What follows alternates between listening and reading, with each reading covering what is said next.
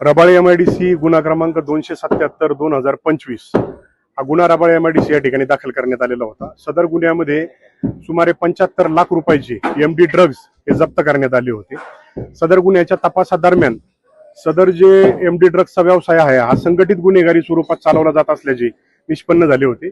माननीय पोलीस आयुक्त सो यांच्या आदेशान्वये सदर गुन्ह्याला मोकाची कलमवाढ करण्यात आलेली होती।